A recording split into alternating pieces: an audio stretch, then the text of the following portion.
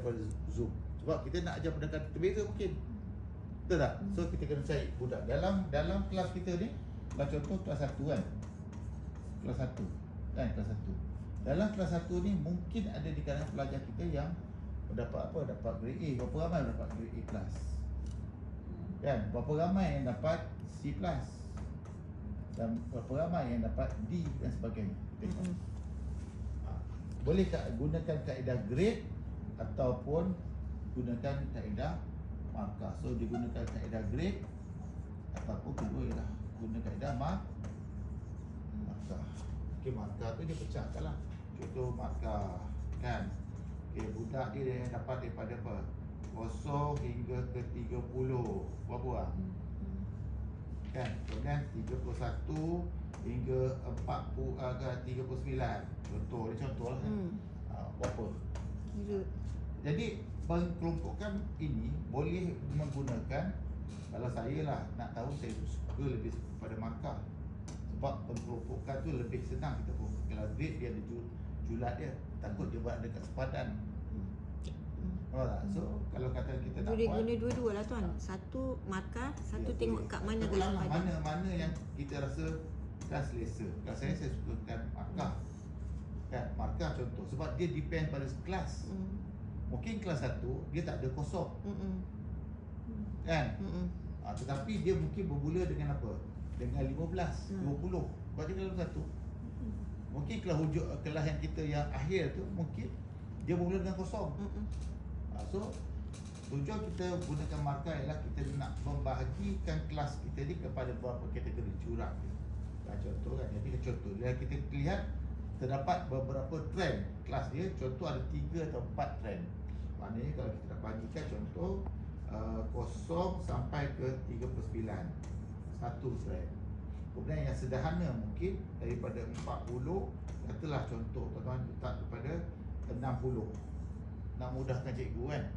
So yang ni ialah 61 sampai kepada berapa? Katalah kepada 70 ataupun 80. 89.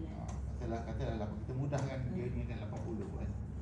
So yang ni 81 sampai ke 100. Maknanya dia ada dalam kelas kita ni ada 1, 2 kumpulan, 3 kumpulan, 4 kumpulan. Dan bila kita buat pembahagian ini, saya syorkanlah supaya menampakkan bahawa dia berbeza.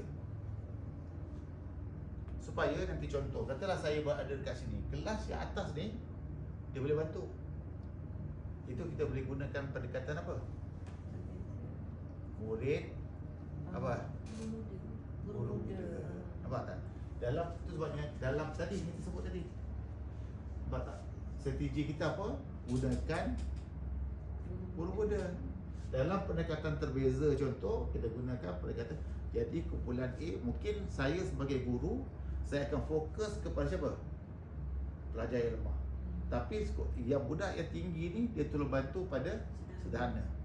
Ataupun contoh kita ada kelompok sekolah yang rendah yang ramai. So saya akan ambil yang betul-betul kosong hingga 10 bawah saya. Cikgu mesti ambil benda yang rumit.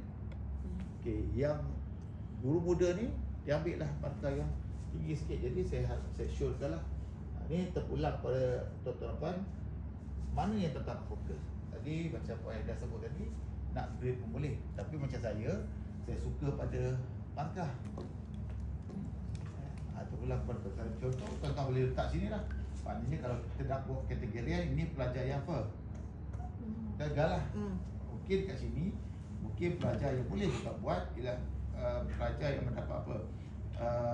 D sampai kepada, kalau 60 berapa? Katalah C plus, contoh kan? Ini mungkin B plus kepada A tolak. Nampak tak? Ini daripada A sampai kepada A plus. Boleh juga macam tu. Kita boleh nampak lah. Tak nampak, tapi yang ni kita tak nampak sangat. Jadi saya lebih suka nampak. Okay, nampak. Jadi dari situlah kita dapat tunjukkan jurang, merapatkan jurang. Ini kita gunakan berapat. Sebenarnya pendekatan banyak. Kita pulang pada kita nak gunakan terbeza. Jadi kalau kita nak gunakan pendekatan terbeza, kita mesti cari data kita sama ada. Kita nak buat selesaikan masalah gender,